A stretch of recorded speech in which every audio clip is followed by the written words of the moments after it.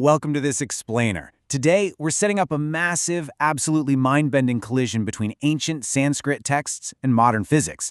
We are going to explore how thousands of years of spiritual philosophy seamlessly intertwine with the hard science of the cosmos, all to help us truly understand our place in the universe. Seriously, what if I told you that a dialogue happening on an ancient battlefield perfectly mirrors the exact discoveries currently being made in cutting-edge quantum labs? I know. It sounds a bit like science fiction, but as we'll see, ancient yogis and modern physicists might have actually uncovered the exact same secret to human connection and the very fabric of reality itself. Here is our roadmap for today. First, we'll look at the illusion of separation. Next, the wisdom of Chapter 5. Then, thermodynamics and the soul, followed by quantum particles and unity, and finally, living the lotus leaf. Section 1. The illusion of separation. You know, modern life can feel so incredibly isolated, right? Do you ever feel like your inbox is just constantly expanding while your actual sense of purpose is shrinking? Our sources note that so much of our modern stress, anxiety, and mental fragmentation stems from this deep, pervasive feeling of being disconnected. We're all constantly striving, trying to earn more, do more, and in that frantic race, it's easy to lose sight of our true purpose. But here's what's absolutely amazing. Both quantum physics and ancient yogic texts dispute this isolation entirely.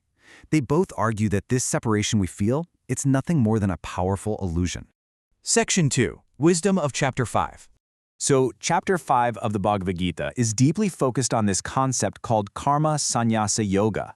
That translates to the yoga of renunciation and action. And here is the real twist. Renunciation does not mean packing up and running away to a cave somewhere. Not at all. True peace, according to this chapter, comes from acting in the world with inner detachment. You don't withdraw from your duties or your society. Instead, you engage with them fully, just without being chained to the results or the personal rewards of your actions.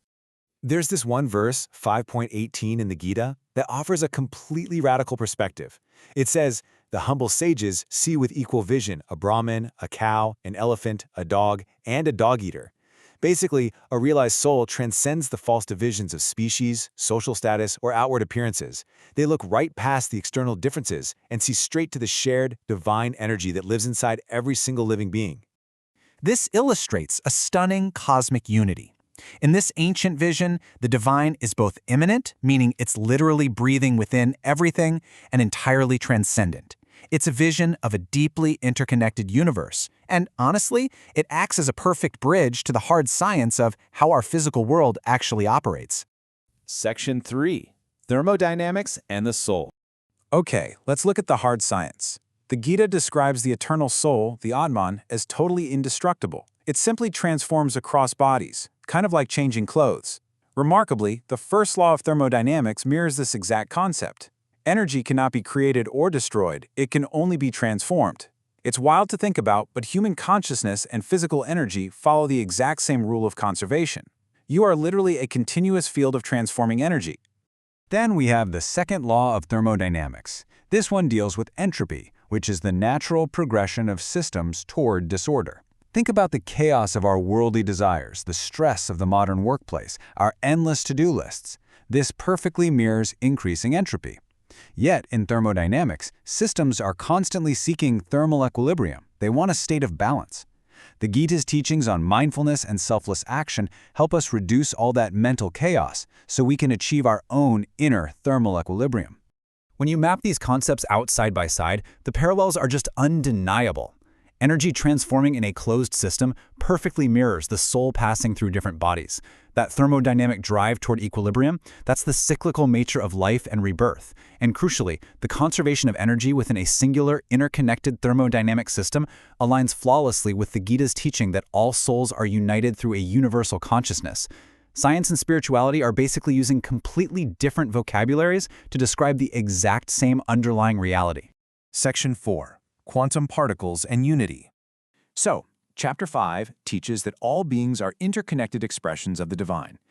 Well, in quantum physics, this exact phenomenon is called entanglement.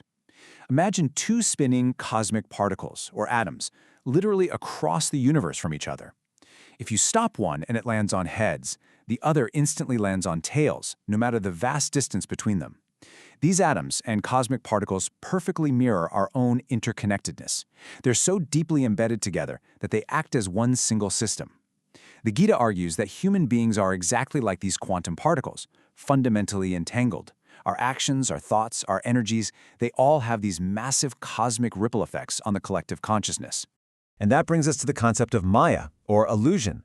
The Gita asserts that the physical world as we see it, solid, separate, divided, is an illusion that deceives our senses, while quantum physics proves this exact point. Our physical reality is made up of atoms, which are actually mostly empty space and fields of probability. The world isn't nearly as solid or as separate as our senses perceive it to be. We are quite literally an interconnected sea of cosmic particles, exactly like the ancient text suggested. Section 5. Living the lotus leaf. I absolutely love this beautiful metaphor from verse 5:10. It reads, "Those who dedicate their actions to God, abandoning attachment, remain untouched by sin, just as a lotus leaf is untouched by water." Think about a lotus leaf for a second. It grows right there in the muddy, murky water, yet it remains completely dry and pristine. This is the ultimate goal for navigating our high-stress modern lives. We can exist right in the middle of the high-entropy mud of daily life, but by detaching from the outcomes, we don't actually have to absorb the stress. So how do we actually use this? Here are 4 practical, actionable steps drawn directly from this intersection of science and spirituality. First, accept impermanence. Entropy is entirely natural, so don't cling to things. Second, lean into selfless duty, because practicing karma yoga actively reduces your inner turmoil.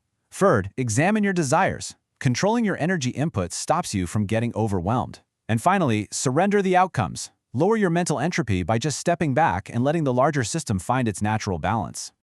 At the end of the day, you are not just some isolated individual detached from the rest of the world. You are an indestructible energy field, intrinsically entangled with the atoms of the entire cosmos.